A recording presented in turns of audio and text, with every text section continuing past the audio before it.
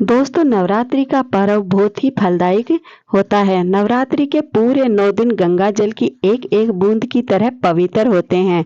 इस बार माता रानी अपने सिंह पर सवार होकर नहीं बल्कि हाथी पर सवार होकर धरती पर आने वाली है। तो हमारे शास्त्रों में भी वर्णित है कि जब भी माता रानी अपने वाहन सिंह पर नहीं बल्कि हाथी पर सवार होकर धरती लोक को आती है तो घर में सुख समृद्धि और धन की वर्षा करने वाला पर्व होता है। माता रानी की भक्तों पर विशेष कृपा होती है, जिससे कि भक्त की जो भी इच्छाएं होती हैं वो माता रानी पूरी अवश्य करती है।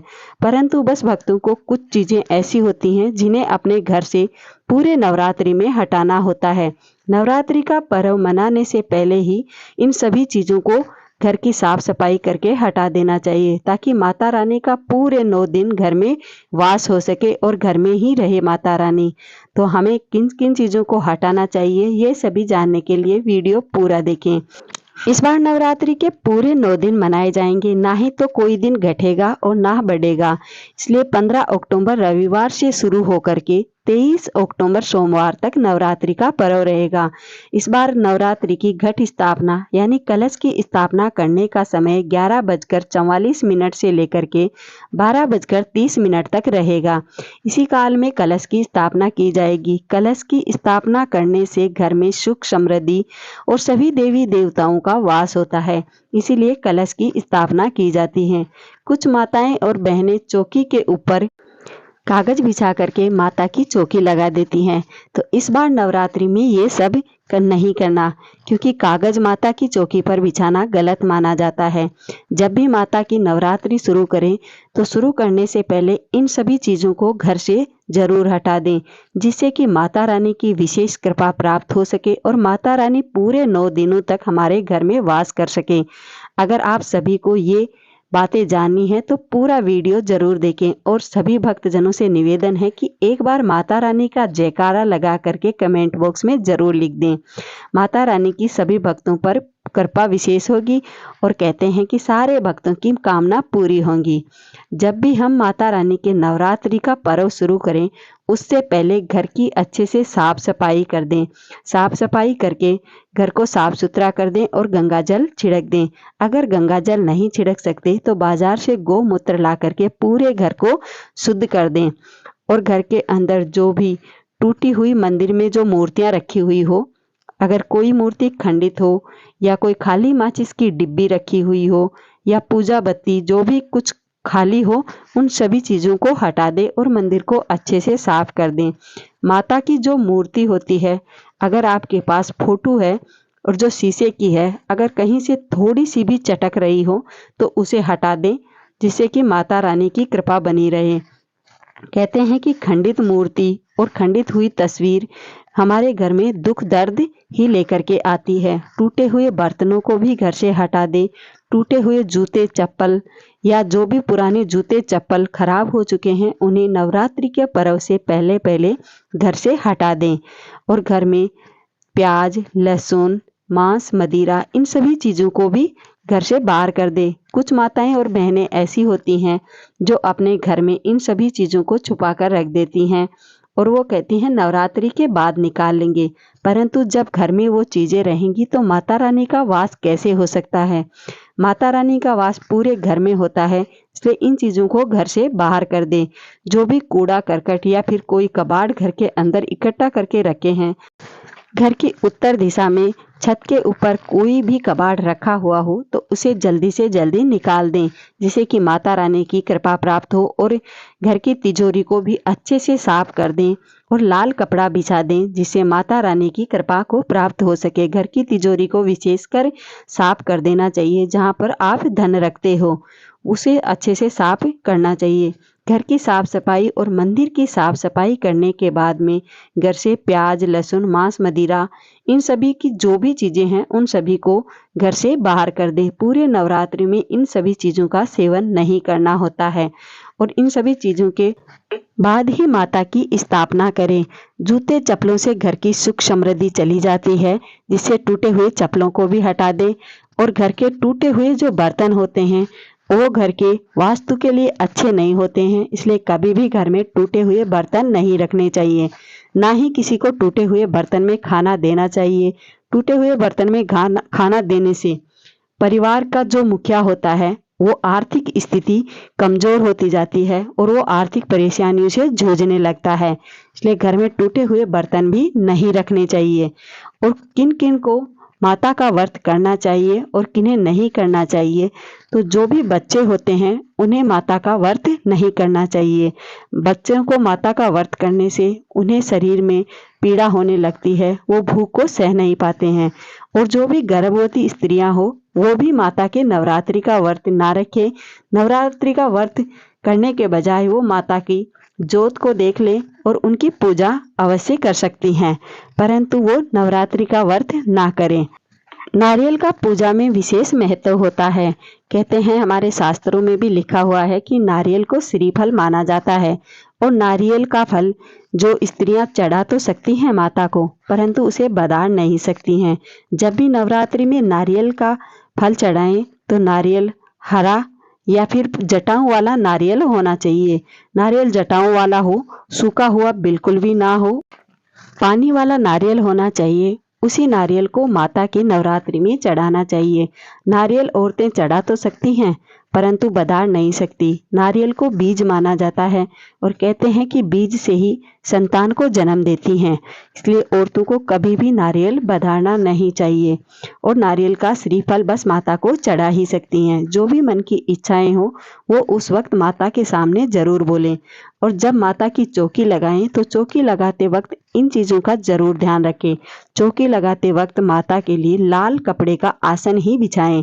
लाल कपड़े का आसन बिछा करके माता की चौकी लगाएं। चौकी के ऊपर एक और थोड़ा सा ऊंचा कोई भी चौकी या कुछ ऐसा रखें जिससे कि माता का आसन थोड़ा ऊपर हो सके। इसके बाद दिया रखा जाता है जो माता का, उसके नीचे धान अवश्य डालें। धान में गेहूँ, चावल, हरे मूंग डालने चाहिए। हरे मूंग घर की खुशहाली के लिए होते हैं, जो घर की सुख समृद्धि लेकर के आते हैं।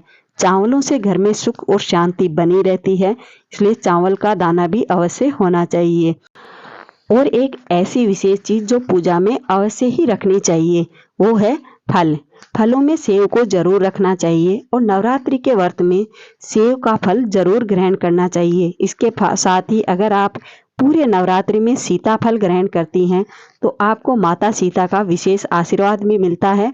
इसी के साथ ऐसी 10 बीमारियां हैं जो आपसे दूर रहती हैं। सीताफल रसीला होता है और वो मीठा होता है, इसलिए माता रानी की विशेष कृपा आप पर बनी रहती है। तो सीताफल नवरात्रि में एक जरूर ग्रहण करें। पूरे 9 दिनों तक हर दिन सीताफल जरूर खाएं। इसी के साथ सेव भी एक जरूर लें।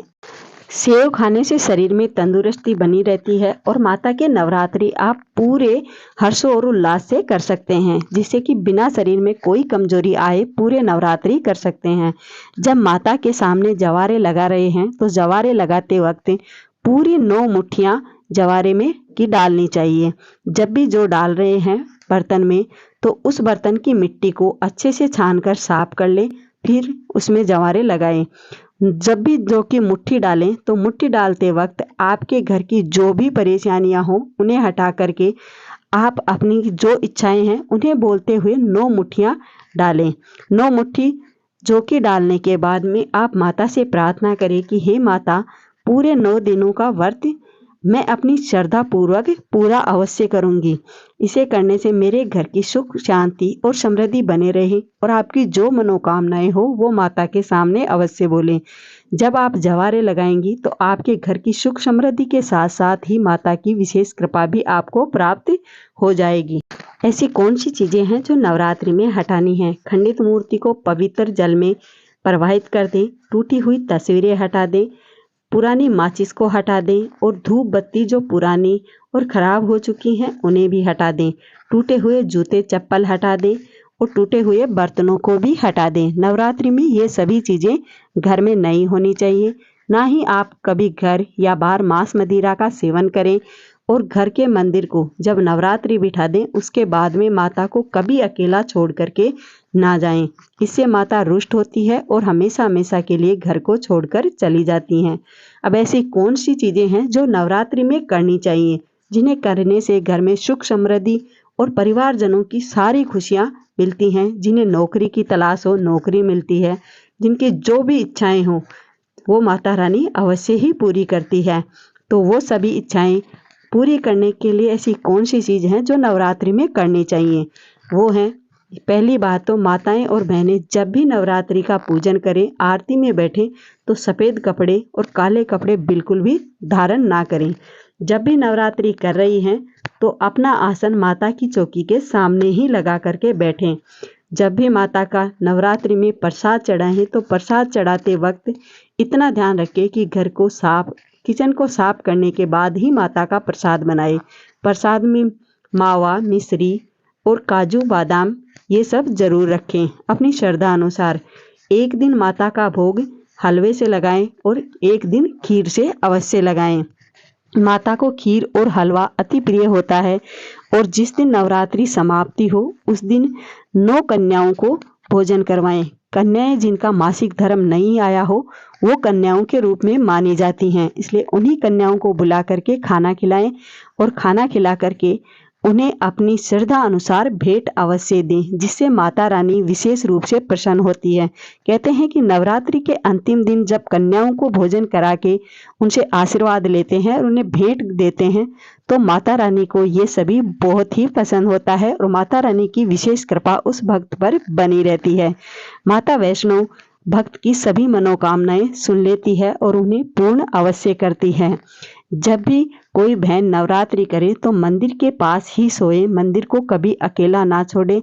ना ही नवरात्रि के पूरे 9 दिनों में जब भी आरती करने आए, आरती के वक्त पूरी तरह से सज संवर करके ही आए।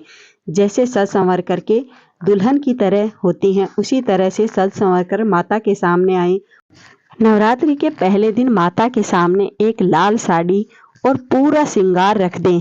अब उस लाल साड़ी और पूरे श्रृंगार को जब नवरात्रि की समाप्ति हो उसी दिन जो औरत घर की नवरात्रि कर रही है वो खुद पहन करके फिर कन्याओं को भोजन कराए। इससे माता रानी की कृपा प्राप्त होती है और पूरे 9 दिनों में जो माता का आशीर्वाद होता है उन कपड़ों सहित माता को का आशीर्वाद भक्त को जरूर मिलता है। तो ये काम इस नवरात्रि अवश्य करें और माता रानी की विशेष कृपा को प्राप्त करें। अगर आपको वीडियो अच्छा लगा तो लाइक, शेयर, सब्सक्राइब करें और कमेंट करके जय माता दी जरूर लिखें। मिलते हैं अगले वीडियो में।